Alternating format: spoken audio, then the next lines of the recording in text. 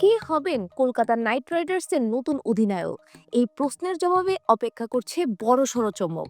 জানা গেছে বাইরে থেকে কাউকে এনে অধিনায়কের দায়িত্ব দিতে চায় না কেকেআর, বরং অনেকদিন দলের সাথে আছে, দলের অন্দরমহলের সবকিছুর ব্যাপারে জানাশোনা আছে, এমন কারো উপর ভরসা রাখতে চায় কেকেআর।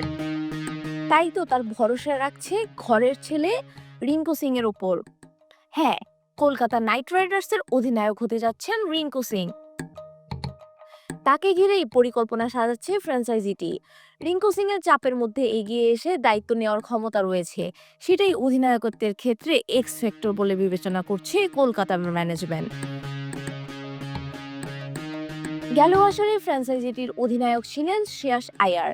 তাকে ছেড়ে দিয়ে রিটেনশন তালিকায় বড় চমক দিয়েছে কলকাতা নাইট রাইডার্স। লেবুর সুঘ্রাণ আরো বেশি, ত্বকের যত্ন আরো বেশি, চলে আরো বেশি। আপনার পকেটে কি বিদেশি না বাংলাদেশি?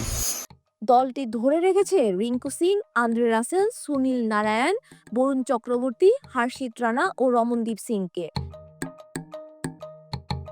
কেকেআরের রিটেনশন তালিকায় আরও জায়গা হয়নি ফিল সল্ট, নীতিশ রানা, ভেঙ্কটেশ আয়ার, মিশেল স্টার্কের মতো তারকাদের। বাইরে থেকে কাউকে এনে নেতৃত্ব দেওয়ার একটা ভাবনা ছিল, তবে আপাতত নিজেদের প্রোডাকশনের উপরেই ভরসা করতে চায় কেকেআর। আর সেখানে এই মুহূর্তে আসলেই রিঙ্কু সিং এর কোনো বিকল্প নেই। কেকেআর এর হয়ে বিগত কয়েক বছরে বেশ দায়িত্ব নিয়ে ব্যাট করেছেন রিঙ্কু। আইপিএল এ ৪৫টি ম্যাচে খেলার অভিজ্ঞতা আছে রিঙ্কু সিং এর। ৪টি হাফ সেঞ্চুরি সৌজন্যে করেছেন মোট ৮৯৩ রান। একাধিক ম্যাচ উইনিং ইনিংস খেলেছেন।